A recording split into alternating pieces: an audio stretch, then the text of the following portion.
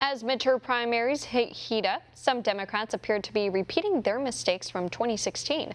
One America's Alex Salvi has more on how the party is once again caught tipping the scales in favor of certain candidates. A new recording sheds light on the Democrat Party's strategy heading into the midterm elections and sounds eerily familiar to what happened in 2016.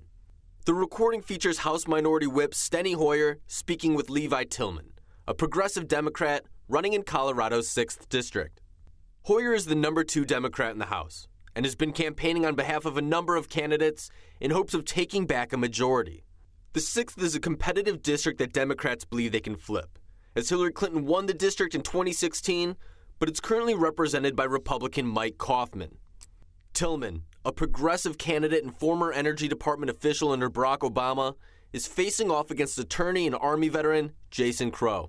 But if you stay in place, it is not useful to the objective to tear down Crow. Crow's clearly the favorite. Crow is a centrist and appears on the Democratic Congressional Campaign Committee's so-called Red to Blue list, a group of candidates in competitive districts who receive extra resources from the National Party in hopes of flipping a district. Crow is the favorite, in no small part, Congressman Hoyer, because the DCCC not only put its finger on the scale, but started jumping on the scale very early on. According to Federal Election Commission records, Hoyer has donated $4,000 to Crow's campaign, with his Political Action Committee donating an additional $10,000. The decision was made to focus. It was clear that was our policy and our hope that we could early on try to come to an agreement on a candidate that we thought could win the general. In addition to directly funding Crow, the party has consolidated around him, with Hoyer saying the National Party would be supporting his campaign. President Trump's election has resulted in a surplus of Democrat candidates, forcing some to be pushed out of the race, candidates such as Tillman. Which means, effectively, Congressman Hoyer, I'm running a campaign against Crow and against you and against the DCCC, because you guys are on Crow's side. On Thursday, during her weekly press conference, House Minority Leader Nancy Pelosi defended both Hoyer and her party's tactics. In terms of candidates and campaigns, I don't see anything inappropriate in what Mr. Hoyer was engaged in a conversation about the realities of life in a race as to who can win in the general election. More left-leaning Democrats are calling foul against their party, saying it's repeating the same mistakes as 2016, when they tipped the scales in favor of the underperforming Hillary Clinton instead of the surging Bernie Sanders.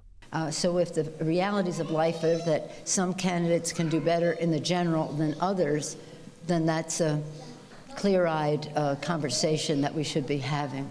The maneuver is not exclusive to Colorado, as the DCCC tried the same tactics in Texas when they released negative information about Laura Moser, the more progressive candidate running in Texas's 7th congressional district. So I would have done it differently. I think the DCCC has the certainly ability to endorse in primary, and they do that from time to time. The attempt once again seems to have backfired, as Moser's fundraising numbers surged following the smear tactic, and she, along with opponent Lizzie Fletcher, advanced to the May runoff, neither of which are included in the DCCC's Red to Blue list. We have to fix our broken politics, and that starts by rejecting the system where Washington party bosses tell us who to choose. We tried that before, and look where it got us. Democrats hope the party can improve on their tactics in order to win more elections, especially those with more progressive ideologies. Meanwhile, Republicans hope they can capitalize on the same mistakes made in 2016. Alex Salvi, One America News. We can use your help.